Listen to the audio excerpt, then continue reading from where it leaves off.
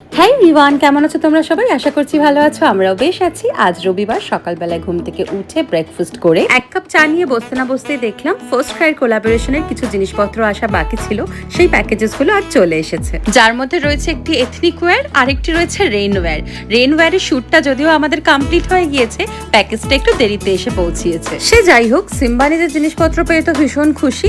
প্যাকেজগুলো নিজের হাতে বাবাকে দিয়ে বলল, এগুলো খুলে আমাকে দেখাও। আর রেইনকোটটা পেয়ে তো এত খুশি হয়েছে যে রেইনকোটটা ওকে খোলা মাত্রই পরিয়ে তারপরে শান্ত করা গেল। সিম্বা যেদিন থেকে স্কুল যাওয়া শুরু করেছে সেদিন থেকেই বৃষ্টি হওয়া শুরু হয়েছে। সেই সপ্তাহটা আর এর আগের সপ্তাহটা, 2 সপ্তাহ স্কুল যাচ্ছে আর 2 সপ্তাহ আমরা পুরোটাই বৃষ্টি পেয়েছি।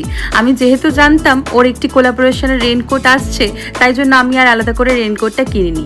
আজকে ভালোই হলো এই রেইনকোটটি চলে এসেছে, কারণ ওর কালকে থেকে আবার স্কুল। আর আজকে যা ওয়েদার দেখছি, কালকেও মনে হচ্ছে বৃষ্টি হবে। এদিকে আবার সিম্বার রেইনকোটে আরেকটি সিম্বা ছাতা নিয়ে দাঁড়িয়ে আছে।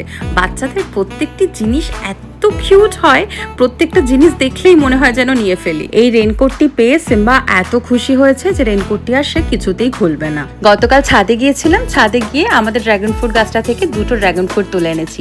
এখনো পর্যন্ত এবছরে 6টা ফল তুললাম, আর এখনো গাছে দেখলাম 4টে ফল রয়েছে, যেগুলো সামনের সপ্তাহে বা তার পরের সপ্তাহে তুলতে পারবো।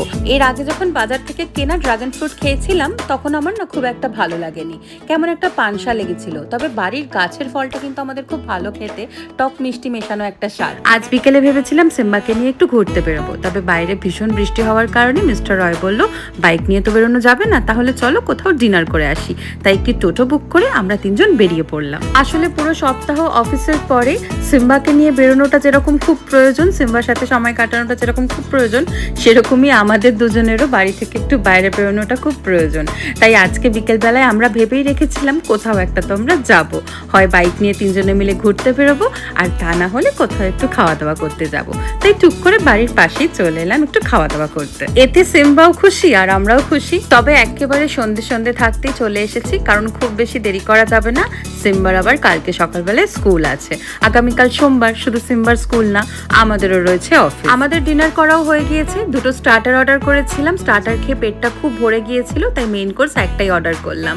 খাওয়া দাওয়া করে এবার বাড়ির দিকে রওনা দিচ্ছি। আজকের মিনি ব্লগটি তাহলে এখানেই শেষ করছি। ব্লগটি তোমাদের কেমন লাগলো অবশ্যই কমেন্ট করে জানিও। ব্লগটি ভালো লেগে থাকলে একটা লাইক করে দিও, আর যদি হও নতুন সদস্য আমাদের চ্যানেলে, তাহলে অবশ্যই সাবস্ক্রাইব করো আমাদের চ্যানেল মন্ডল অ্যান্ড রয়।